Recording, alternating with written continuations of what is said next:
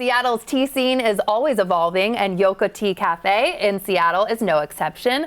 Known for their creative flavors and beautifully crafted drinks, they're turning tea into a real experience. And Yoka Tea owner Amy Park is here, and we're getting a first-hand taste, so let's see what the buzz is about. Yeah, hello. Hi, thanks for having us. Oh my gosh, I'm so excited. I saw you guys on Instagram and I was like, yes, you're going viral. You need to come in.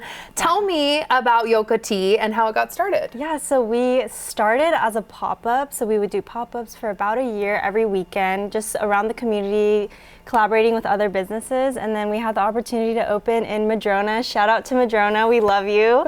And yeah, now we're here. Oh my gosh, and I read that the vision was to create a third space. So what does that mean? And look at you two. Yeah, those are the good days. So a third space for us is somewhere that you look forward to going to, somewhere where you can enter the space and all the noise of the day just kind of disappears, where you can make friendships, connections, and really connect with your community. So we make it a point to do community events, like we have a run club, and we also love hosting other pop-ups because that's like how we started, right? Definitely. So it's like a full circle moment for us. And yeah, just continuing to show up for our community in whatever way we can. And you also were newly engaged. That's correct, yes. Congratulations. Thank you so much. That is so exciting news. Everything is happening right now. Yes. You're going to show me how to make a matcha latte, which is one of my favorite things to order. So how do we get going? What makes yours special? Yes, so our matcha here is from Furukoka. It is a slightly umami blend. I think it goes really well with the flavors that we offer. Since we make a lot of our compotes in-house, we like that flavor to shine, but still be able to taste the matcha. But today I'm just going to make you a classic matcha. You really can't go wrong. So I have my scale here. Let me just go ahead and weigh some out for you. Why is the scale important too? I don't have any of this at home and I want to make a matcha. Oh, totally. It just helps you to create like a consistent drink. So we use a recipe like this. So we do about 4 grams. Okay. And you want to sift it to get out all those clumps. Because since it's so finely milled, it does tend to clump up if you don't sift it. Okay, that makes sense. Yeah, so we'll go ahead and do that. Add some warm water. All right. Do you slowly pour this in? What's the process? I personally like to just add half and then do another half at the end. So we do about 1, 2. How long does this process usually take too when you're putting it all together per drink? When we're doing it at the cafe, we're doing multiple drinks at a time, so it does take a little bit longer to whisk and get that perfect consistency, but when you're at home, it doesn't take too long. You can just like whip it up in a minute or two.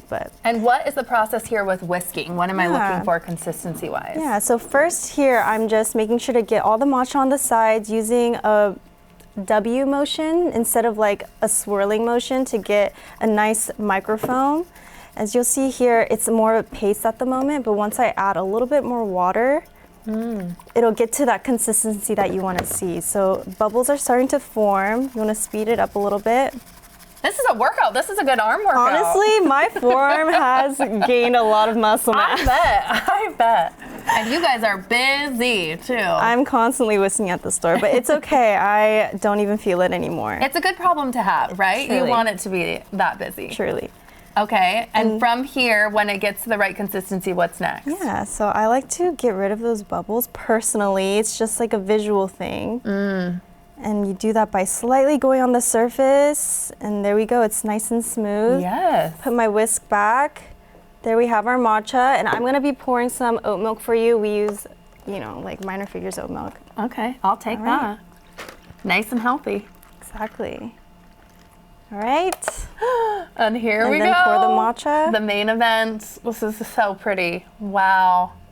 You also brought something else too there. Yeah. What is the difference here? I'm gonna try it. Yeah, for sure. So that is called hojicha. So it's roasted matcha, but it has a completely different flavor profile. Where matcha is a grassier, more green flavor. This is a roasted and nutty flavor. It was. Yeah, and I'll show you how I like to stir this Please. too.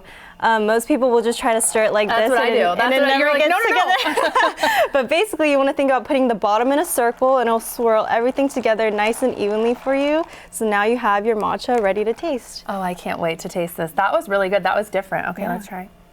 I think hojicha is underrated. Oh, but this is just... That's classic. It's you just really classic. Can't go It's wrong heaven. Thank you so much for being here. I so appreciate it. Yoka Tea for everyone. Come check them out. Thank you. Thank you. Thanks so much.